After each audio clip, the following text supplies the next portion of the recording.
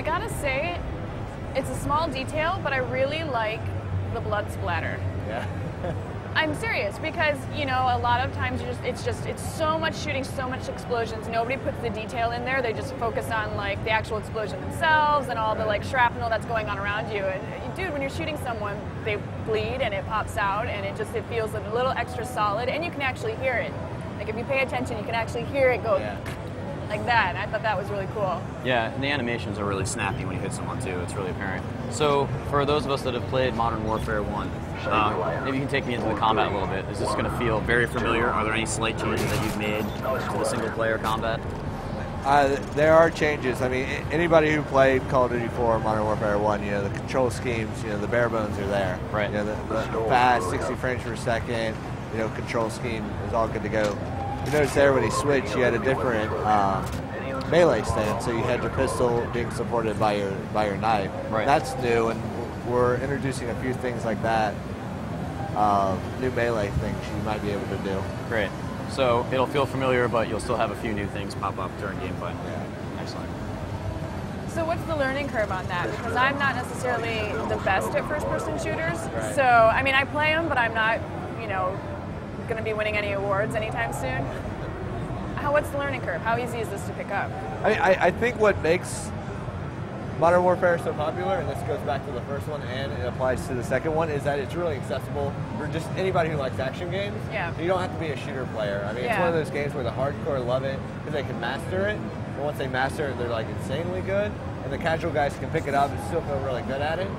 Because, like, I mean, it's an accessible game. Yeah. And so But is far, that something that you guys have always kind of planned to have? Yeah, I this mean, was something you wanted for everyone to Yeah, be? we definitely designed around it. I mean, I feel we have a very good balancing in our difficulty. So recruit is perfect for the pick up and play guys, and normal is your average gamer, and hardened and veteran is for your elite guys. Gotcha. so we've moved in, gotten some stealth kills off. I saw the quick knife attack. That was extremely fast. Yeah, cool. And now we're moving to some interior spaces. So what is your ultimate goal here? What are you trying to do in this section? Right now you're trying to make your way to a fuel depot that's on the base, just in case stuff goes bad. You're trying to avoid detection. That Jeep's patrolling. You have patrols with guys walking around the base. So you're trying to find the best place. This is all open, so you can go any way you want through this blizzard to get to your objective.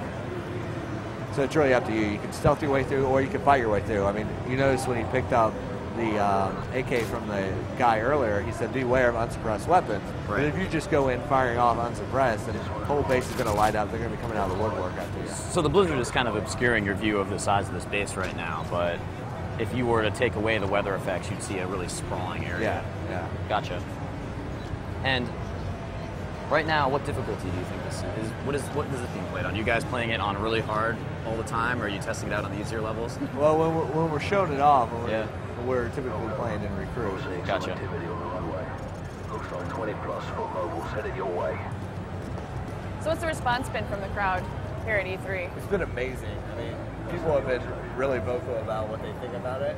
And we've been encouraging people to, like if you go to our booth right now, we have a live Twitter feed where people we're like, hey, if you see the game, if you see our live presentations like this IGN one, tweet what you think so everybody can see it. Oh, nice. So we want them to be vocal because, not only do we want to hear when we're doing good, but we want to hear what they like, what they don't like, so we can, we're still early in development and we want to incorporate that into the game. And so you can change it up. Yeah, but so far everything's been fantastic. What have been people some of loving the biggest fan requests after the first one? I mean, what did you hear most about after Modern Warfare?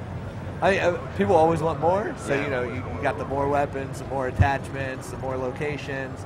So I mean that's always top of the list of okay, we want more of this, more of that, more of that. So we're doing that. And then there's they want to tweak stuff from the original one. So people want to, I love Martyrdom, but maybe you could change it so it's not so noobish. And we're like, okay, so we look at how we can bring that over, tweak stuff, keep the essence of it, of the design reason we put it in, but tweak it so it's not so frustrating. Right, and that's good to know because for everyone who's still playing online, they know you guys are listening to every single comment. Yeah.